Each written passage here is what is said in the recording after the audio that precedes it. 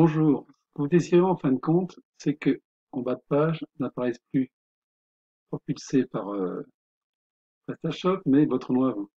E-commerce software by Blue Diving, par exemple, dans mon cas, comme j'ai fait là. Alors, pour ce faire, vous avez plusieurs étapes à suivre. Alors, première étape, vous devez aller ici dans le back-office de PrestaShop. Dans ce back-office de PrestaShop, vous allez sur Paramètres de la boutique, Trafic SEO. Après ça, vous avez Index. Vous cliquez sur Modifier. Et là, vous mettez boutique propulsée par Diving Blue. Blue Diving, excusez-moi. Vous faites enregistrer et c'est fait. Ça, c'est le premier niveau. Deuxième niveau, vous allez dans votre gestionnaire de fichiers. Donc, vous allez dans FTTP. Dans FTTP, vous avez ici donc le répertoire thème. Vous allez dans thème. Thème, vous cliquez sur classique. Sur classique, vous allez dans template, les modèles. Là, vous cliquez sur partials. Et là, vous avez un footer. Alors, footer.tpl. Moi, j'ai déjà modifié. Donc, ce sera footer.tpl quand vous cliquez dessus. Moi, ça ne m'intéresse pas de modifier. Vous avez donc le fichier en question. Alors, vous signalez à tout hasard que do not edit or add to this file if you wish to upgrade PrestaShop. Donc, ils disent bien qu'il ne faut pas, normalement, modifier, etc.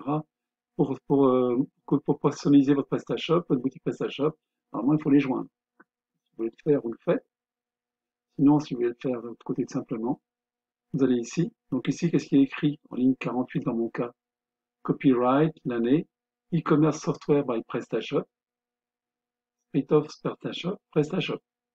Donc moi, ce que j'ai fait, je l'ai enregistré, je retourne en arrière, je fais annuler. Et donc, je vais prendre mon footer que j'ai modifié.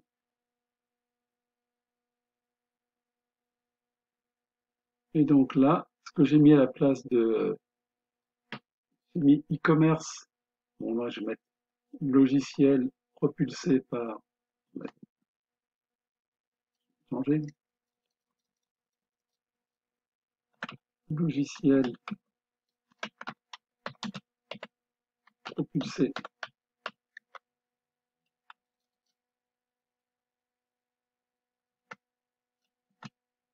par, et puis là, entre les, vous ajoutez Blue Diving, là, vous mettez Blue Diving, vous faites appliquer. Donc, votre fichier a été enregistré. Et une fois que vous avez fait tout cela, vous retournez dans votre back-office, et là, vous allez dans Paramètres avancés, dans Performance, et vous cliquez sur Vider le cache. Ce vider le cache est intéressant parce que quelquefois, lorsque vous voulez mettre à jour des fiches articles, ça ne marche pas. Donc, il faut toujours vider le cache, comme ça marchera mieux après. Et donc, si maintenant je vais sur mon Blue Diving, j'avais ce que j'ai mis au départ, et si je le mets à jour, si je vais dans Blue Diving, je retourne à la page de sauvegarde, rafraîchir. Donc, normalement, maintenant, si vous regardez bien, logiciel propulsé par Blue Diving. Donc voilà, il suffit de faire ça.